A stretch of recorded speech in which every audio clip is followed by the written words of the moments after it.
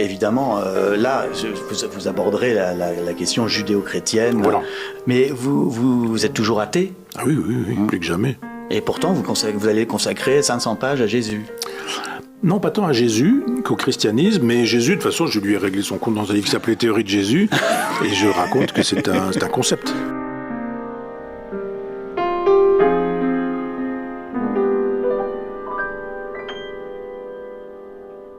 Bonsoir Michel Onfray, je suis très heureux de vous recevoir parce que vous étiez venu il y a quelques années dans Conversation chez La Pérouse.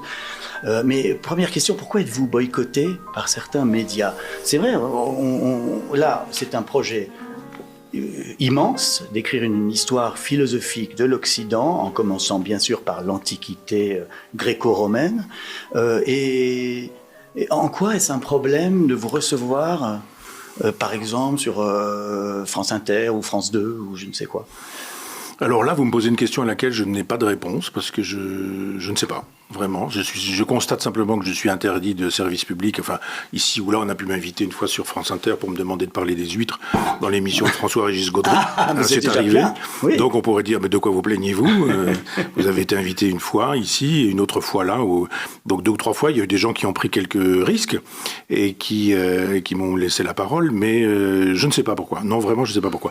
En tout cas, on est heureux de vous recevoir sur le Figaro Télé et chez La Pérouse dans Conversation, qui est une émission libre et qui est sur toutes les plateformes. Et par conséquent, voilà, j'espère qu'on rattrape cette censure.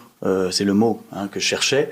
Donc, c'est une histoire philosophique de l'Occident qui commence par déambuler dans les ruines des philosophes de l'Antiquité. C'est d'ailleurs assez intéressant parce que les ruines, vous en parlez, c'est-à-dire que c'est un moyen. Le fait de voir, par exemple, le Colisée à Rome ou de voir le Parthénon à Athènes, c'est un moyen, justement, de réactualiser ces penseurs-là, puisqu'il reste quand même quelque chose en dehors de leurs écrits. Oui, alors les ruines, ce sont des ruines philosophiques aussi, c'est-à-dire que Épicure, par exemple, a publié 300 livres, et il nous reste 3 lettres. C'est incroyable. Voilà, donc c'est comme si vous aviez... C'est 4... des papyrus, je crois. Oui, on en retrouve quelques-uns, là, Herculanum, puisque le Vésuve a grillé tout ça, a calciné tout ça, et l'intelligence artificielle permet de développer virtuellement, et on va découvrir probablement des textes inédits, puisque c'était la villa des Pisons, que c'était un épicurien qui avait cette bibliothèque épicurienne, donc on va probablement découvrir des choses extraordinaires. Mais il nous reste très peu de choses, c'est-à-dire que quand vous avez 3 lettres, dont 2 sont consacrées à des choses, je ne vais pas dire inutiles, mais enfin la cosmogonie, par exemple, ou la physique. Donc juste une lettre à Ménécée, qui est la lettre morale sur l'éthique. On se dit, mais toute une résistance au christianisme s'est constituée sur 4 pages, 5 pages, quoi. Donc oui, ce sont des ruines, pendant que d'autres sont restés des monuments debout. Je veux dire, tous les monuments qui sont Platon ou Aristote, par exemple, tous les gens qui sont compatibles avec le christianisme ont été préservés. Et tous les gens qui étaient susceptibles d'être des ennemis, des adversaires intellectuels du christianisme ont été détruits, comme on a détruit les monuments. D'ailleurs, quand Constantin se convertit au christianisme, il détruit les temples. Et si vous allez à Rome aujourd'hui et que vous êtes devant l'arc de Constantin, il est fait de débris qui ont été prélevés sur les temples païens. Donc c'est pas que le temps qui a fait son office, c'est aussi l'homme qui a voulu volontairement. Oui. Ce qu'on ne dit pas. Donc vous faites ici, dans ce livre, ce que vous faites le mieux, c'est-à-dire vulgariser la philosophie, et c'est pas un mot dévalorisant, c'est de la pédagogie, comme dans votre contre-histoire de la philosophie, et comme à l'Université populaire de Caen, de 2002 à 2015, où vous aviez vraiment fait ce travail d'essayer d'apporter, d'expliquer, de simplifier, mais de manière quand même exigeante, l'histoire de la philosophie. D'où vous est venu ce goût pour la pédagogie? Parce que vous étiez prof? Oui, 20 ans.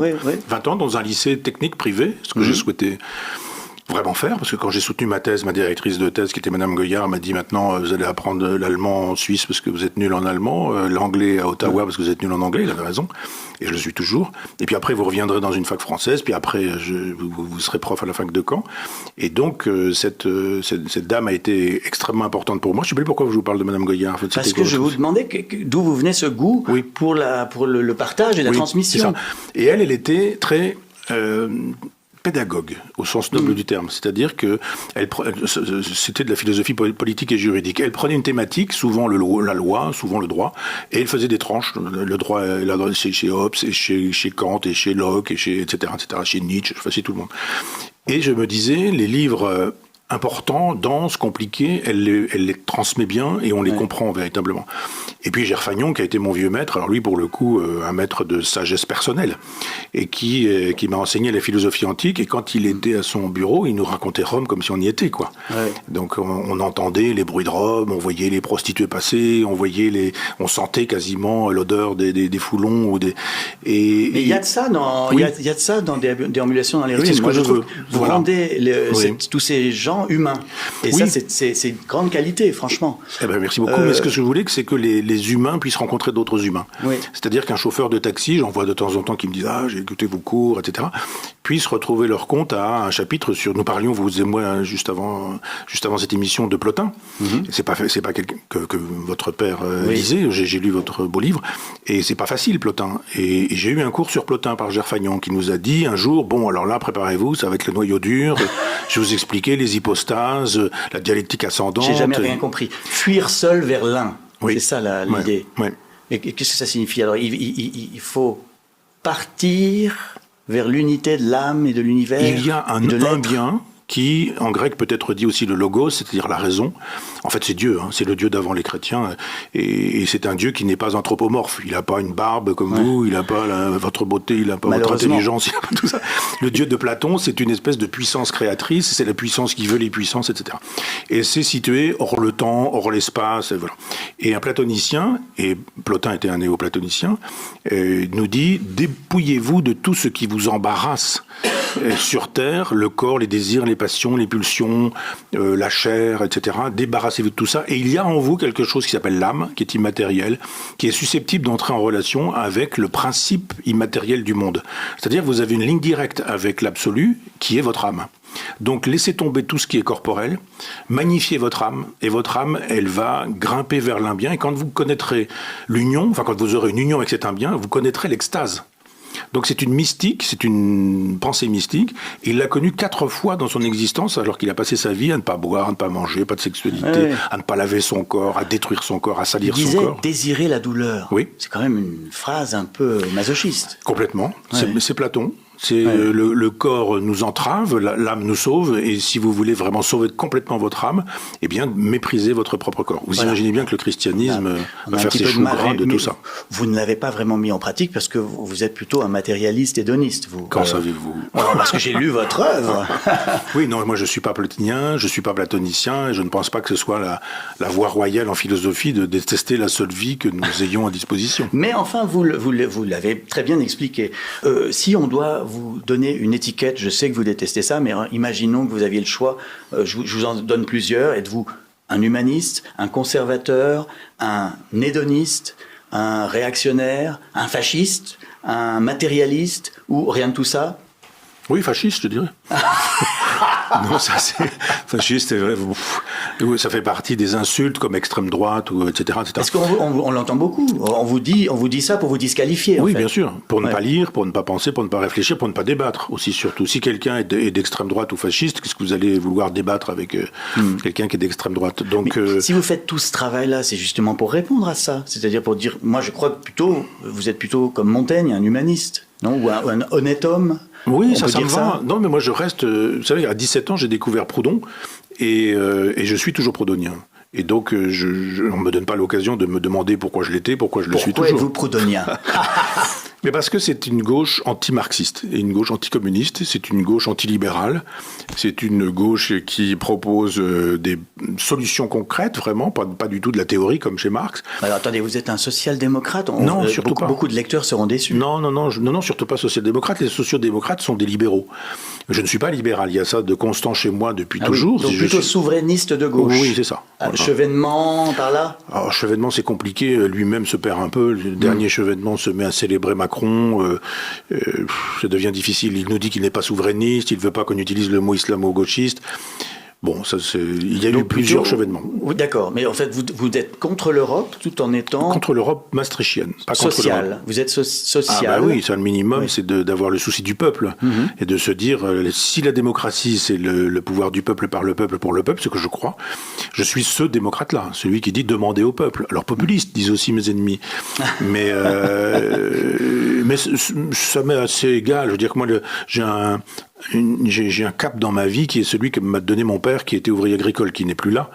Et je ne plierai que sous le regard de mon père qui me dirait c'est pas bien ce que tu fais. Votre livre est construit par thème, c'est-à-dire il y a le couple, la vérité, la nourriture, le bonheur, le plaisir, ce qui est une manière aussi de revisiter les connaissances et de simplifier la lecture. Donc ça, c'est vraiment merci pour ça. Mais quand même, j'ai envie de continuer d'énumérer les penseurs parce que c'est assez passionnant comment vous arrivez à les rendre vivants. Et il y en a on sent que vous le préférez à tous les autres, c'est Diogène. Franchement, on sent là, d'ailleurs c'était le titre de votre premier livre qui s'appelait, en fait c'était le titre que l'éditeur a refusé de votre premier livre. Qui s'appelait Diogène Cannibale. Diogène Cannibale. Et qui a été transformé par mon éditeur en Le ventre des philosophes. Le ventre des philosophes. C'est pas le même livre. Mais quand même, alors d'abord, c'est un cynique. Oui. Il se masturbe en public. Il urine sur les statues. On connaît sa phrase à Alexandre le Grand. Il dit en gros, tire-toi de là. La traduction, c'est tire-toi de là. Au toit de mon soleil, parce qu'il veut rester au soleil, il va avoir chaud. L'important, c'est d'avoir la chaleur du soleil, c'est pas d'avoir la visite d'Alexandre. Voilà, c'est Poutine qui vient vous voir chez vous. Vous dites excusez-moi, mais c'est l'heure des chiffres et des lettres. J'ai autre chose à faire que de vous écouter. Non, mais en fait, ce qui vous plaît chez Diogène, c'est qu'il les provoque. C'est sa liberté. C'est sa liberté. C'est pas dans la provocation que justement dénouer les chimères. Moi, je vois au bout du compte, avec 150 livres écrits, etc., que sans savoir, j'ai fait un trajet diogénien, c'est-à-dire de démythologisation. C'est-à-dire Vous êtes quand même habillé, je précise, pour les gens qui écoutent à la radio. Si vous voulez que je me déshabille, je peux le faire.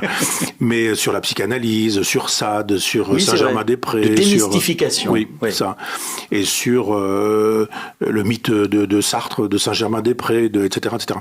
Et puis en même temps, ça ne veut pas dire que je ne fais que détruire. Je dis aussi du bien de plein de gens à côté de tout ça. Si je dis du mal de Sartre, c'est parce que je dis du bien de Camus. Si je dis du mal de Freud, c'est parce que je dis du bien, par exemple, de Pierre Janet ou de la psychanalyse existentielle, etc. Mais on ne voit que la négativité chez moi. On est dit, mais il n'y a que ça chez Onfray. Et le jour où je fais un livre de 500 pages sur la politique de Camus, on me dit, encore un livre contre Sartre. Mais je dis non, j'ai pas fait un livre contre Sartre, j'ai fait un livre pour Camus. Pour Camus. Voilà. Très intéressant parce que alors le tome suivant évidemment sera sur la chrétienté, sur le christianisme, sur il s'appellera Construction d'une cathédrale. Évidemment, là vous aborderez la question judéo-chrétienne. Voilà. Et le passage pour le coup d'une civilisation de l'honneur. C'est-à-dire c'est déshonorant de dire j'ai mal, je souffre, etc., à une morale de la culpabilité, du genre je suis coupable de toute façon, quoi qu'il arrive. C'est Adam un jour qui a commis une faute qu'il m'a transmise depuis, et c'est dans l'ordre des choses. Mais vous êtes toujours athée ? Ah oui, plus que jamais. Et pourtant vous allez consacrer 500 pages à Jésus.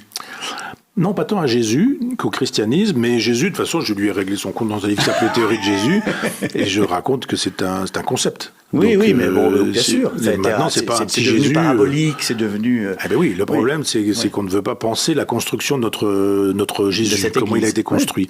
Et ensuite, on ne veut pas penser la construction non plus de notre Occident. Or, il y a 10 siècles, c'est le prochain volume, 10 siècles de ce qu'on appelle la patristique, les pères de l'Église, que personne ne lit, c'est-à-dire les Grégoire de Nazianze, les méthodes d'Olympe, les Dorothée de Gaza, les Paulins de Nol, enfin tous ces gens qui... là, je lis Justin de Naplouse, par exemple. Je pourrais même donner un faux nom, et puis vous ne vous apercevriez même pas.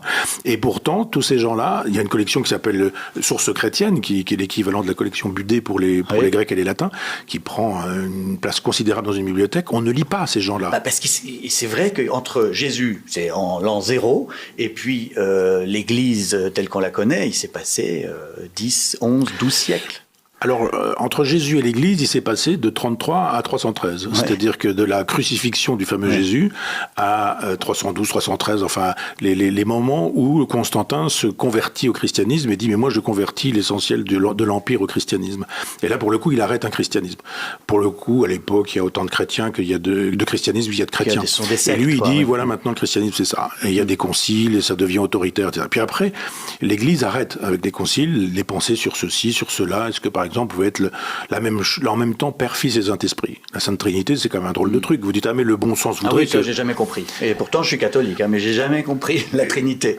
On me l'a expliqué souvent. Oui, mais il y a une image qu'on crée au Moyen-Âge et qui est un enfant qui est en train de creuser sur une plage. Il fait un trou dans la plage et il veut vider l'eau de la mer. Et il y a Augustin qui est là et qui dit mais tu n'y parviendras pas. Enfin, c'est pas possible.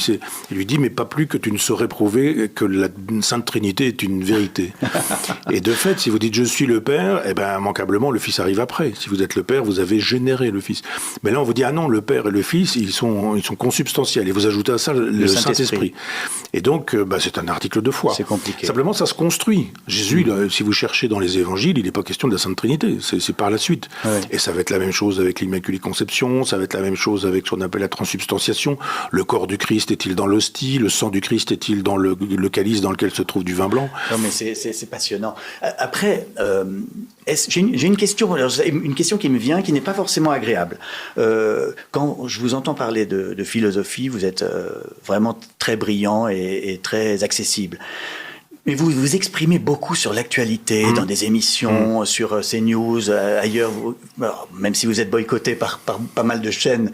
Mais vous ne pensez pas quand même que votre vrai rôle, ce serait plutôt de rester philosophe avant tout? Pourquoi avez-vous toujours ce désir de participer au débat contemporain, parfois un peu vain, et du coup, on vous pose des questions qui peut-être vous intéressent moins en plus. Oui, non, mais je suis convaincu de ça. Mais il n'y a pas de philosophes chez lesquels il n'y ait pas de dimension, je dirais intellectuelle, enfin vous voyez, dans le sens 19e siècle du terme, c'est-à-dire intervention dans la cité. Tous les philosophes sont intervenus dans la cité. Et alors je ne dis pas que les philosophes n'ont laissé leur nom que dans l'intervention dans la cité, mais regardez Bergson, il écrit, je sais pas, Matière et Mémoire, il écrit l'énergie spirituelle, mais en même temps, il combat au moment de la Première Guerre mondiale contre les Allemands. Il a d'ailleurs un prix Nobel de littérature parce qu'on ne peut pas lui donner un prix Nobel de la paix, mais parce qu'il est impliqué. Oui. Regardez Sartre et Camus, il s'implique dans la question du communisme, du marxisme, du goulag, etc. Et puis prenez-les tous, Voltaire par exemple, l'affaire Calas, Sirven et autres, Rousseau qui lui-même, etc. Ouais. Enfin, tous se sont impliqués dans leur temps. Est-ce que c'est ça qu'on retient de quelqu'un? Je ne sais pas, mais c'est vrai que les gens ne lisent plus la Henriade de Voltaire, alors que Voltaire pensait qu'il laisserait un nom pour cette tragédie, et se souviennent en revanche de l'affaire Calas, ou du rôle de l'intellectuel, etc. Et que je ne peux pas, autre réponse, et je ne peux pas laisser le monde comme il est, aller comme il va, sans donner mon grain de sel. Ouais. Simplement, c'est ceux qui pensent que je ne suis que là qui se trompent peut-être un peu. J'ai fait une vingtaine de livres consacrés à des auteurs, à des peintres et à des artistes. Personne n'en parle. J'ai publié une dizaine de recueils de poèmes. Personne n'en parle. C'est-à-dire, on ne dit pas, la poésie de... Alors, on a le droit d'aimer ou pas aimer, mais de dire la poésie de Michel Onfray, personne n'en parle. Mais est-ce que publier ce livre-là, c'est peut-être justement une manière de répondre et de dire, regardez, je fais quand même aussi ce travail-là? Non, ça suffira pas. Ça suffira pas. Non, mais parce que je vois bien, enfin, je lis pas ce qui s'écrit sur moi, mais je vois bien comment Libé pourrait dire, regardez comment, avec son histoire philosophique de l'Occident, il défend les idées d'extrême droite, l'Occident chrétien, etc. Mais non, mais je suis d'accord avec vous. Là, en plus, non, puisque c'est pas encore le temps. Mais je vous dis ce que dirait Libération, et peut-être dit d'ailleurs, j'en sais rien, ou Le Monde, ou France Inter. Les gens qui ne veulent pas m'aimer ont toutes les raisons du monde de ne pas m'aimer, ils les trouveront partout. Si je me tais, c'est parce que je suis vaincu. Si je parle, c'est que j'ai tort. Je suis 10 ans interdit de service public et personne ne dit que c'est anormal. Et j'interviens avec Laurence Ferrari sur CNews pour une émission où je suis totalement libre. Et on me dit que je suis passé du côté de l'extrême droite, etc. Ça, il faut laisser parler. Non, oui, exactement. Il faut penser comme Marc Aurèle. Oui, Marc absolument. Aurèle, ça coule sur les plumes d'un canard. Alors, devine tes citations, Michel, c'est le jeu de l'émission. Je vais vous lire des phrases de vous. Vous devez me dire dans quel livre vous avez écrit ceci. Faut accélérer malheureusement parce que le temps, on ne se baigne pas deux fois dans le même fleuve, c'est pour ça. Alors, j'ai 17 ans. C'est le plus bel âge de la vie. Ça, c'est facile pour moi de répondre parce que j'ai reçu là les épreuves de mon prochain livre et vous avez jeté un coup d'œil dessus. Donc, c'est le prochain qui s'appelle L'anarchie positive et qu'un éloge de Proudhon. De Proudhon, voilà, exactement. Voilà. Donc, vous en avez parlé tout à l'heure. Mais en même temps, cette incipit, c'est un hommage à la célèbre phrase de Paul Nizan. Dans Aden Arabi, j'avais 20 ans et je ne laisserai personne dire que c'est le plus bel âge de la vie. Là, vous êtes, à 17 ans, vous pensez, le plus bel âge de votre vie? Pour moi, oui. Est-ce que vous étiez enfin sorti du pensionnat? Il y a ça, et puis il y a le fait que je quitte aussi le lycée, j'ai mon bac en juin 76, j'ai donc 17 ans, et là j'entre à la fac, et c'est un moment pour moi je découvre une lecture forcenée, je lis 12-15 heures par jour, enfin tout le temps, quoi. Les cours à la fac, les séances chez un vieux libraire d'occasion que j'aimais beaucoup, revenons sur ce pensionnat 2 secondes, parce que vous ne vous êtes pas beaucoup exprimé au moment de l'affaire Betaram, mais c'est quand même un peu aussi votre enfance. Vous étiez dans ce que vous appeliez un cloaque anthropophage, un endroit chez les prêtres salésiens à Giel, de 1969 à 1974, où vous avez vraiment connu les châtiments corporels, les tabassages, la faim, le froid, la saleté, une douche par semaine. Oui, et du sport tous les jours. Et du sport tous les jours. Oui. Non, moi, j'ai pas connu personnellement les passages à tabac, mais j'ai assisté à ça. C'est-à-dire que ça pouvait nous arriver, puisqu'on voyait que quelqu'un qui finissait sa phrase alors qu'on nous avait demandé le silence se faisait tirer par les cheveux, mettre à terre et traverser le réfectoire à coups de pied et laisser des traces de sang parce qu'il saignait du nez sur la totalité du carrelage du réfectoire. Surtout les hurlements. Oui. Donc ça, j'ai connu les curés qui tripotaient les petits garçons, mais moi, ça ne m'est jamais arrivé. Mais y compris, moi, j'étais dans un club photo où le mercredi après-midi, dans une chambre obscure, je me trouvais avec un curé pédophile qui ne m'a jamais touché. Mais je savais pourtant qu'il en touchait d'autres et qu'il en tripotait d'autres. Donc moi, j'ai vécu dans la terreur d'une pédophilie qui ne m'a pas concerné vraiment. À la fin, je veux dire, il y avait un prof de musique, j'étais au premier rang, il nous mettait au dernier rang, et puis au dernier rang, parce qu'il n'était pas vu, il mettait la main dans le cou des gamins, il tripotait le cou des enfants. Ça m'est arrivé personnellement, mais je vais pas non plus en faire 10 livres comme Christine Angot, encore que elle était violée. Mais peut-être que elle était violée, c'est pas la même chose. Mais en disant j'ai été abusé, ça m'a détruit, vous vous rendez compte, etc. Mais d'autres ont été, oui, tripotés sexuellement, on savait quels étaient les curés, on savait... Mais moi, je suis devenu ami après avec ceux qui ont été mes profs laïcs dans cet endroit et qui m'ont dit on ne savait pas ce que tu as raconté, on ne le savait pas. Et c'était très hermétique. Il y avait les profs, les profs qui n'étaient pas des prêtres, puis les prêtres. Ils se côtoyaient, mais personne ne savait la violence qu'il y avait dans ces endroits-là. Mais pardon de faire une analyse freudienne, puisque vous n'aimez pas Freud, mais quand même, quand on a vécu ça enfant, ensuite, ça peut expliquer pourquoi on est rebelle, qu'on veut absolument défendre toujours la liberté, et Diogène, et tout ça. Oui. Non, mais vous avez raison. Donc psychanalyse de bazar, mais elle a quand même mieux chez La Pérouse. Non, ça s'appelle de la psychologie plus que de la psychanalyse. et j'ai le projet d'écrire l'équivalent d'un pourquoi et comment suis-je devenu ce que je suis devenu pour montrer comment. Alors vous avez raison sur ça. Une espèce de... Vous savez, De Gaulle disait qu'il était l'homme de personne et j'aime beaucoup cette formule, être l'homme de personne. Et ça explique aussi une autre chose. Parce qu'en fait, c'était une prison. Vous étiez dans une prison. Oui. Voilà, comme mon père. Oui, c'est ça. Oui. Vous étiez en prison et en plus, vous ne rentriez même pas chez vous le week-end. Non, toutes les 3 semaines. Donc, pendant combien d'années? 4 ans, 10-14, entre 10 et 14 ans, oui. Non, et puis surtout la détestation de l'intelligence, des livres, de la culture. C'est-à-dire que j'ai des amis jésuites, enfin pas jésuites, mais qui ont été éduqués chez les jésuites. C'est pas du tout la même chose. On aime les livres, on apprend le grec, le latin. Et là, c'est les Salésiens. Là, ce sont des Salésiens pour qui l'essentiel consiste à vous donner un métier pour pouvoir subvenir à vos propres besoins. Donc, au moins, on voulait, par exemple, que je sois tourneur-fraiseur. Et on m'a dit, tu vas jusqu'en 3e, et puis après, tu rentres pour faire un CAP de tourneur-fraiseur. Et comme je le lisais, que j'aimais lire, j'étais un PD, selon l'expression consacrée, entre guillemets. Hein. C'est-à-dire détestation, c'est ce que je disais, oui, détestation des intellectuels, de l'intelligence, de la lecture. Alors, il se fait que j'étais bon en sport, mais que j'aimais pas le sport. Alors ça, c'était péché mortel. Et on pouvait vous punir pour une lecture. M'humilier. Ouais. Pas me punir, mais m'humilier, oui. Par exemple, moi je lisais beaucoup et tout ce qui me tombait sous la main, il y avait sélection du Reader Digest, vous savez, je sais pas si ça existe encore. Enfin. Non. Et un jour, je lisais ça parce que ça traînait dans une bibliothèque de l'orphelinat, parce que ça s'appelait un orphelinat. Et le soir, il y avait toujours un mot du soir, et le curé qui voulait m'humilier, s'appelait le père Moal, et que Dieu qui n'existe pas est son âme, mais il commence à lire ce texte, et là, pour m'humilier, il me dit « Ah, toi, qui dis tout le temps, qui n'aime pas le sport, etc. » C'est de qui, cette phrase ?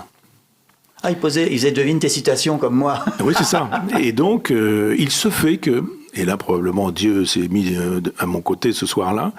Même s'il n'existe pas. Oui, j'avais lu cette phrase, j'avais lu cet article. Ah oui. Et je lui dis, alors évidemment, j'ai 12-13 ans, et là je dis, c'est de Pierre Teilhard de Chardin. Pas mal. Et alors là, il s'est dit, mais qu'est-ce qui se passe, quoi, vraiment, comment il a fait, c'était pas compliqué, j'avais lu le livre 3 jours avant lui, il avait été laissé quelque part, et il avait retrouvé ça, enfin voilà, il n'y a pas de mystère à ça. Mais, si vous voulez vraiment comprendre pourquoi je suis devenu ce que je suis devenu, ça s'est fait avec un livre qui s'appelle, que vous connaissez évidemment très très très bien, qui est d'Hemingway, Le vieil homme et la mer. Et ça pue dans ce dortoir où on est 120. 120, c'est 240 chaussettes, c'est 120 slips, c'est tout le monde qui pue, qui est sale, et je dis une douche par semaine à l'eau glacée. Et tous les jours du sport. Et là, je découvre qu'en ouvrant ce livre, je suis au milieu de la mer et que ça sent la mer et que je suis en train de pêcher le marlin et que je ferme le livre, ça sent mauvais, j'ouvre le livre, je suis en plein... Et je découvre la magie du livre. Et là, je commande un petit carnet, on avait la possibilité de commander des fournitures, comme on disait à l'époque, pour moi-même. Et là, le monsieur qui s'occupait de ça, qui s'appelait Monsieur Naturel, me dit « Mais pourquoi tu veux un petit carnet ? Qui demande ça ?» Et je dis « C'est moi, c'est pour faire un répertoire pour l'anglais. » « Mais on t'a demandé ça ?» Je dis « Non, c'est moi qui ai envie de dire. » Ah, mais c'est une excellente idée. En fait, c'est pas vrai, j'avais juste envie d'écrire une histoire. Pourquoi je suis nul en anglais ? J'ai pas fait de répertoire.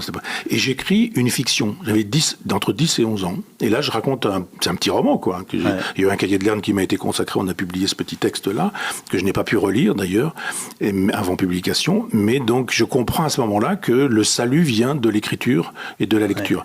Donc oui, vous avez raison, ça fait de moi, je ne vais pas dire un insoumis, le mot est préempté, mais un dissident, un rebelle, un anarchiste au sens proudhonien du terme, et puis une espèce de cinglé de l'écriture et de la lecture, ça c'est sûr. Et si y a des parents qui nous regardent, qui se demandent quel livre faire lire à leurs enfants, Le vieil homme et la mer d'Hemingway, c'est une merveille. C'est très court et c'est vraiment, il y a tout l'univers dedans.